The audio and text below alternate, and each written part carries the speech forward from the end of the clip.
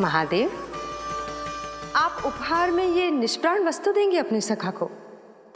सही पहचाना देवी, पर उपहार देने से पहले इसे आकार दूंगा मैं, क्योंकि प्राण तो इसमें बाल कृष्ण ही भरेंगे।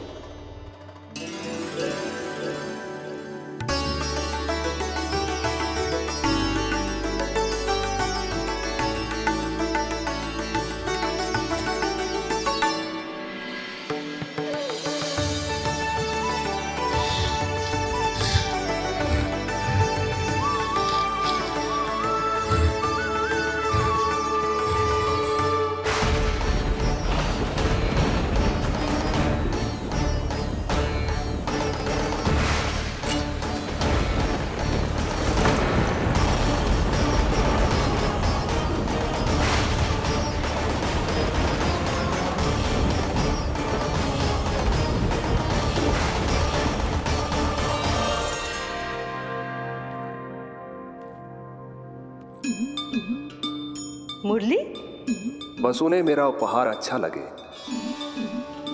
यदि यशोदा मैया ने आपको अपने सखा से मिलने से फिर से रोक दिया तो? इस बार चुपचाप छिपकर उनकी दृष्टि से बचकर जाऊंगा देवी पार्वती, उन्हें पता ही नहीं चलने दूंगा। संभालिएगा प्रभु, यदि यशोदा मैया ने आपको पकड़ लिया तो लेने के देने पड़ जाएंगे महादेव।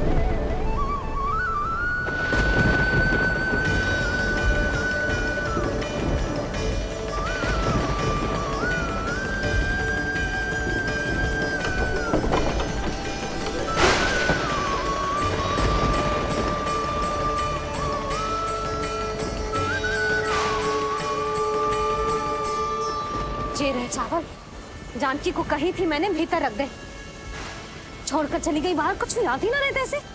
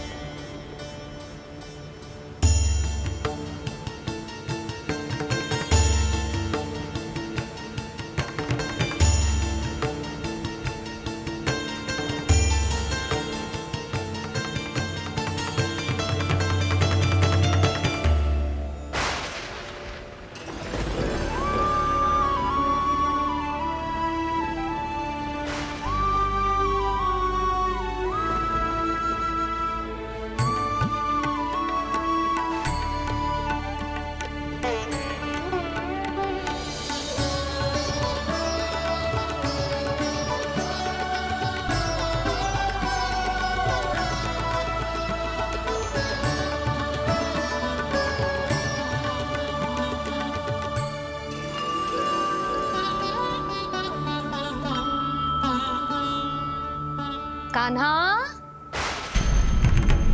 अंगूठा निकाल दे नन्ना, नहीं तो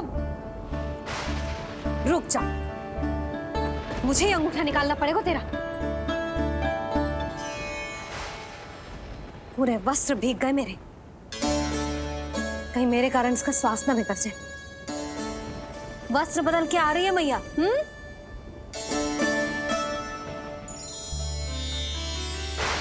आ रही हूँ।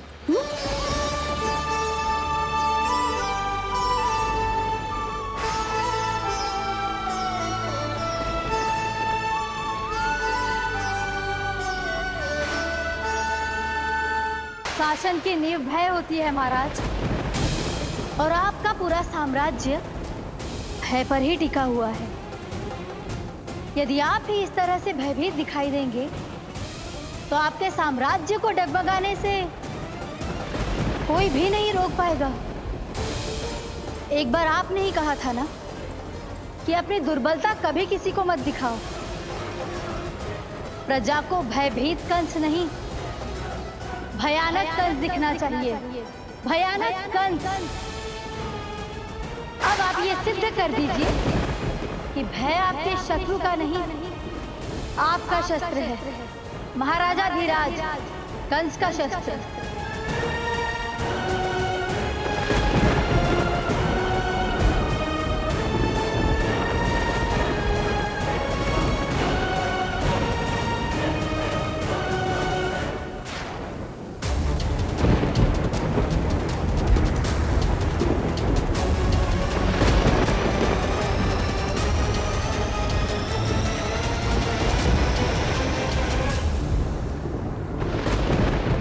उससे क्या भयभीत होना, जो स्वयं भयभीत हो। उससे क्या भयभीत होना, जो स्वयं भयभीत हो। सखा, इस माया को विराम देने का समय आ गया है।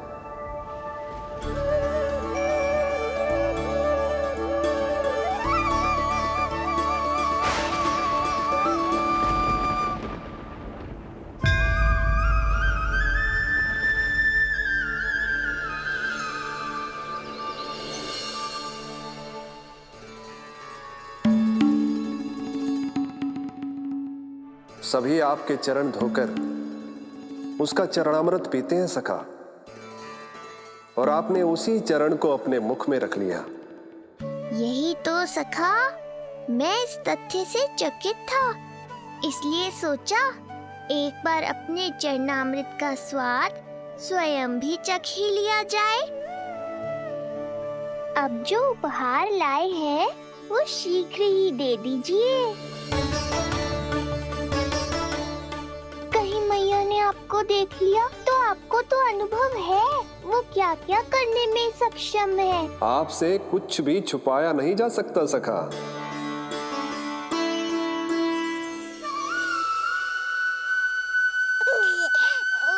इन अधरों पे पांव के अंगूठे से अधिक ये मुरली शोभा देगी सखा।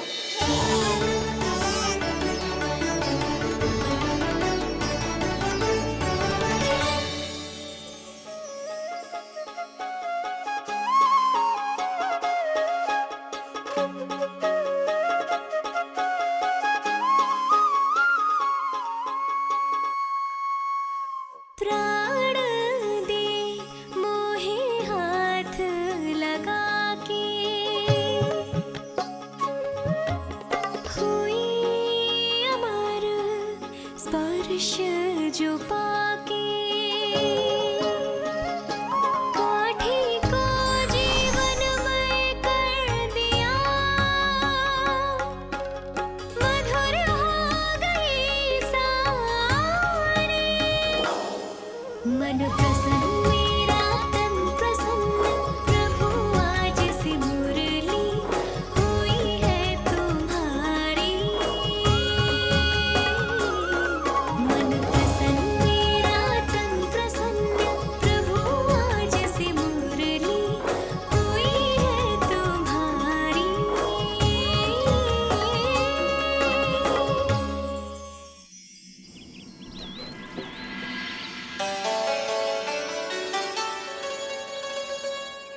तुम्हारी भक्ति ने मेरा मन जीत लिया है मुरली। शीघ्र ही सारा संसार तुम्हें मेरे नाम से और मुझे तुम्हारे साथ से पहचानेगा।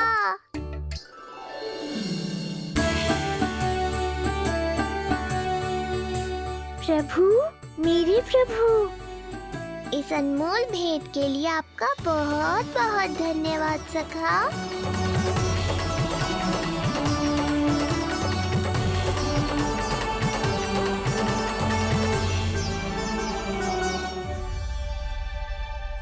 सखा, मैया,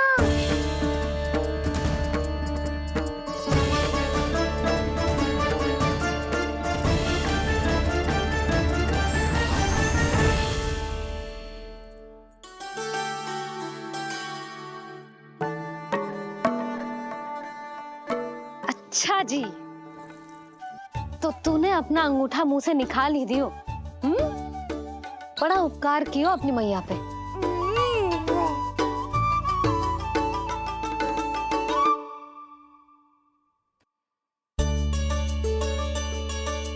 प्रभु, मैया ऐसा मत करो, मेरी मुरली वापस दे दो मुझे। जे कहाँ से आई? मेरे सखा ने उपहार में दी है। मैंने तो सोचा भी नहीं था मैया कि मेरे अंगूठा मुंह में लेने से इतना सब कुछ हो जाएगा। तेरे मुख पे छाई ये दृष्टता की छाया साक्षी है। ये जो भी हुआ, ये तुम दोनों, उस ऋषि गर्ग और तुम्हारे उस पुत्र का किया धरा है, जिसे तुमने मुझसे छुपा रखा है। जो स्वयं दूसरों का बुरा करते हैं, उन्हें सदैव यही लगता है कि उनके पीठ के पीछे उनके विरुद्ध कोई न कोई षड्यंत्र हो रहा है। मुझे तनिक भर भयभीत देखकर इतना साहस आ गया तुझमें कि मुझे प्रति उत्तर देगी। लगता है तुम दोनों महाराज की तलवार के वार को भूल चुके हो। स्मरण करो, इतने वर्षों में इसने एक बार भी तुम्हें छुआ तक नहीं, लेकिन अनेकों बार तुम्हारे हृदय को रक्त रंजित कर चुकी है ये। मेरी इस तलवार ने तुम दोनों की 6 संतानों का रक्त चखा है, और अब एक और संतान के रक्त में स्नान करने वाली है ये। वो संतान जो गोकुल में पल रही है। बस कंस भैया बस, बस कंस भैया बस, बस कंस भैया बस।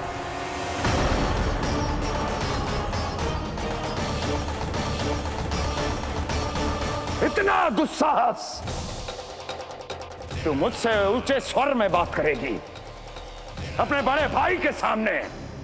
बड़े भाई जैसे कौन से कर्म किए हैं आपने? और अब जो कुकर्म करने की आप सोच रहे हैं, उसमें भी असफल होंगे आप। देवकी, नहीं स्वामी, आज मत रोकिए मुझे। बहुत सह चुके हैं हम, आप मौन रह लिए, परंतु आज इन्हें सत्य का पता चलना ही चाहिए। भैया, आपको क्या लगता है आप बहुत शक्तिशाली हैं, तो अपना भाग्य बदल सकते हैं? आप भगवान विष्णु का सामना कर सकते हैं। ये भ्रम राक्षस राज रावण को भी था, और यही भ्रम स्वयं को भगवान समझने वाले हिरण्यकश्यप को भी था।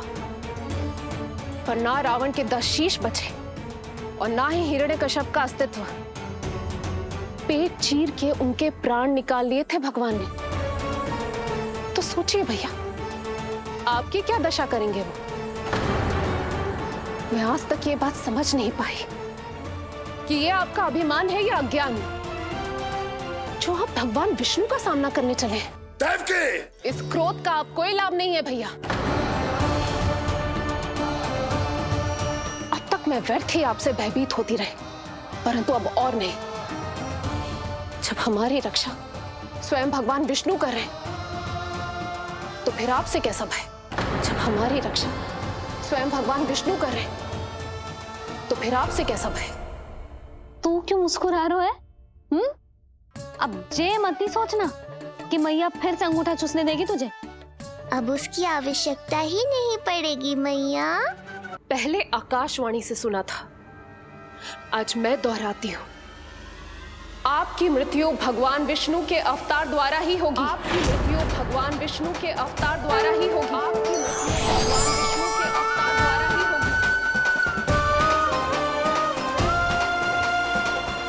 होगी। भले ही वो कहीं भी क्यों ना हो।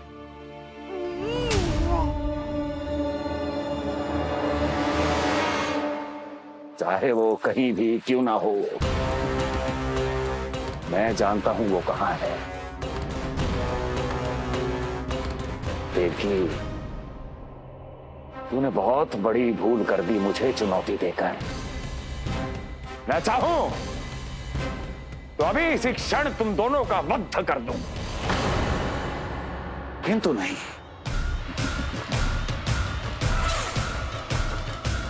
तुम्हें श्राद्ध करना बहुत प्रिय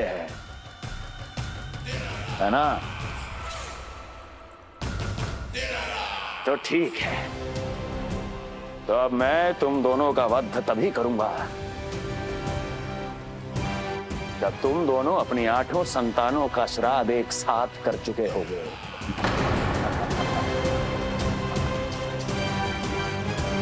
श्राद्ध की तैयारियां करो।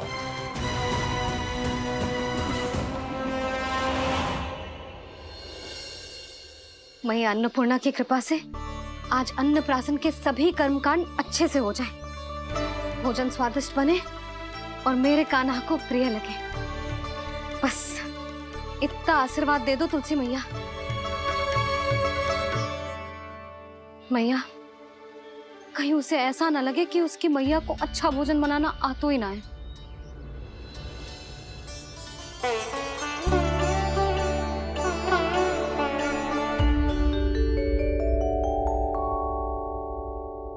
वाह मैया, इतने दिन तक तो कुछ खाने को दिया नहीं, और अब जब खाने का अवसर आया है तो व्यग्र हो रही हो।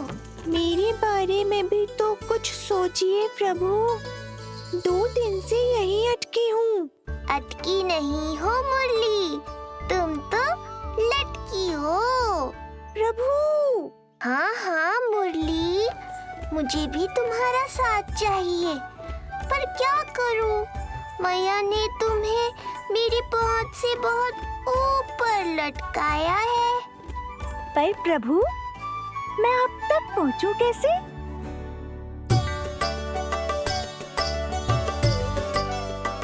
प्रभु, सोचिए मत, कुछ करिए।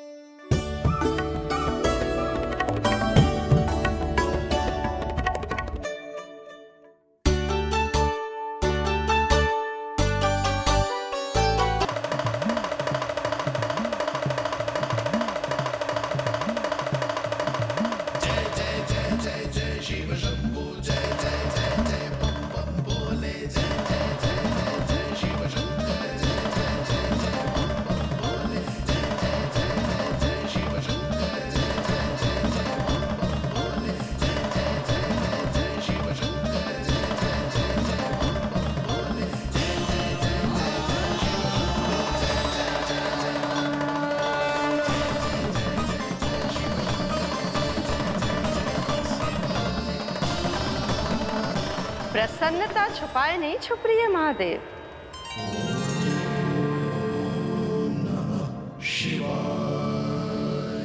सखा के दर्शन हो और मन आनंद में नृत्य ना करे, ऐसा कैसे हो सकता है देवी?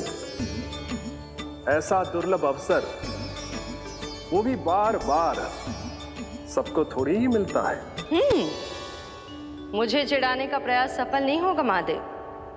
आपके सखा से फिर से भेंट करने मैं भी शीघ्र ही जाऊंगी, बल्कि मैं तो उन्हें अपने हाथों से भोग भी खिलाऊंगी।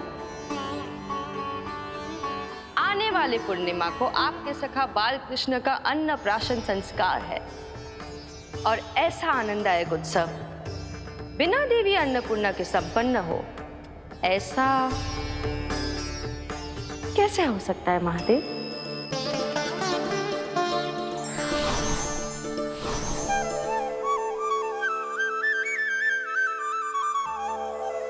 प्रभु, 2 दिन से यहीं अटकी हूँ।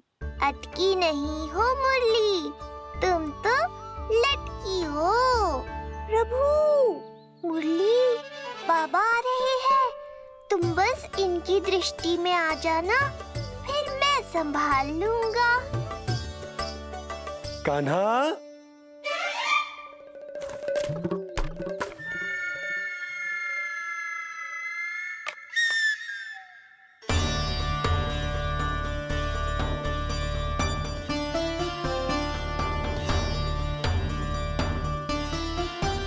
ये कहां से आई?